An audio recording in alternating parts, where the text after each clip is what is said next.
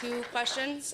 The first one is, how do you account for like statistical manipulation when you present your facts that you presented in the beginning? So more specifically, when you were talking about percentages of blacks in X, Y, and Z, and when you were talking about the differences in wages today versus 20 to 50 years ago, how do you account for A, the difference in population among blacks versus whites or other races, and B, how do you account for the increasing gap between the middle class and the upper class? Okay, so, sorry, two things. There are two questions there. On any given statistic, I would bet we'd have a more productive conversation if I could actually give you the source. You could look up the source, and then you could ask specific questions about how those numbers were arrived at, because I'm giving you the bottom line, but I'm happy to give you the footnotes.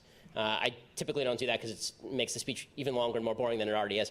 But I'm more than happy to argue the stats and whether they're good or not, because it might be like that other guy questioning the Bureau of Justice Statistics stats, right? There might be a flaw in the stat, and then we can argue about that. So that's a good question. The answer is we'll look at each individual stat and we'll determine whether we think that it's reflective of reality or not based on its internal logic. As far as the idea that how do I account for the gap between the upper class and the non-upper class, as I said, number one, it's not the same people in the upper class, right? People move up and down between classes fairly regularly in the United States. There is a widening gap in terms of the people who are earning the most and the people who are earning the least, but that's because if you had to make a chart, it wouldn't look like this. It wouldn't look like the people at the top are going like that and people at the bottom are going like that. It would look like this, right? The people at the bottom are moving up slightly, and the people at the top are moving up rapidly. That's because investment income has done really well under the stock market, for example. So if you had money to put in the stock market, that's been doing really well for you over the past several years, which suggests that one of the ways that you get out of poverty is to save and then get into the stock market. Right? The point here is that when people focus on income inequality, I think that this is actually a rather large moral mistake. I think that focusing on poverty is a good thing to do. I think focusing on income inequality is not a good thing to do because there's no correlation between income inequality and relative rates of poverty. Right? There's tremendous income inequality in a lot of places on planet Earth. In fact, in all places on planet Earth. If you go to Sudan, there's going to be a rich warlord there, and then there are going to be a bunch of people living on $6 a year.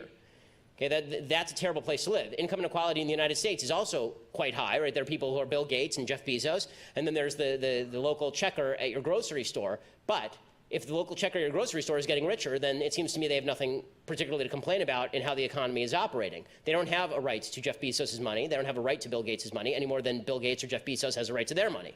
So the question shouldn't be relative rates of increase. The question should be, is your income increasing? Is your life getting better? Can you buy more cool stuff? And one of the problems I have with just measuring income by the pure dollar amount is that it doesn't actually measure what you can buy with those dollars. Right? The fact is that you can buy things today that you couldn't buy even 5 years ago, certainly not 10 or 20 years ago. Life is completely transformed. A poor person in the United States today is living better than a rich person was living in the United States in 1920. Right? Everybody has air conditioning, everybody has a microwave, everybody has a car, everybody has a TV or two. Right? All of these things did not exist. That's because the market has created new products for which there is demand. That does not mean that poverty has been completely solved, because I think it's going to be almost impossible to completely solve poverty, but it does mean that if you're complaining because people at the upper end are getting richer rather than because you're getting poorer, then you should look to whether you are operating on the basis of jealousy or whether you're operating on the basis of something that actually should matter. Okay. The second point was just like, as a woman and somebody going into the healthcare field, I personally don't, it's on your opinion on abortion. I personally don't think that like I could have an abortion, just because morally I feel like for myself it wouldn't be the right choice.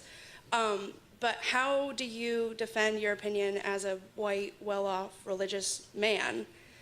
How do you defend your, telling a woman what she can do with her body? Because evil things are still evil, even if I'm a white, well-off, religious man. And good things are still good, even if I'm a white, well-off, religious man.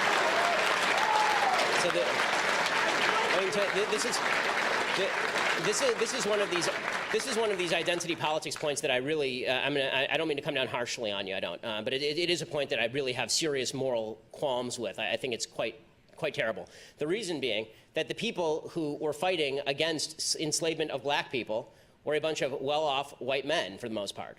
Right? And those people were saying this is a moral sin. This is a moral blot. They weren't living in the South. They didn't own plantations. They didn't live the lives of the plantation owners. They said this is evil and we are here to stop it. right? When you see something that you think is morally wrong happening, especially when you're talking about the taking of a human life, like, listen, I think that you shouldn't go around randomly killing homeless people. I just have this view. I'm not a homeless person. Most of the people who randomly kill homeless people are probably not of my economic strata, my religious view, or my, I don't know whether they're of my skin color or not. I have no idea what the actual sociological breakdown of homeless killer serial murderers is. But I would suggest that my identity has nothing to do with what is right or wrong. And this is what Western civilization used to be about. Western civilization used to be about the idea that, yes, I'm not a woman in the healthcare field, but you and I can have a conversation about what's right and wrong, because this is the nature of human reason. The nature of human reason, the nature of right and wrong, is that you and I can talk about what's right and wrong, and that I don't retreat into my identity. If we can all retreat into our identity, and our morality is now centered around that identity, morality doesn't exist at all. We break down into a society of fragmented atoms where I can't even say, like, you're torturing a puppy in your backyard. I have nothing to say about that. I'm not a white woman who's in the healthcare field. I'm not going to do that. I refuse to surrender the idea that I can have a moral stance on issues that are of concern to society and of concern to the well-being of the United States simply because of the color of my skin or the nature of my genitalia. And honestly, I believe any view that feels differently is sexist, racist, and bigoted.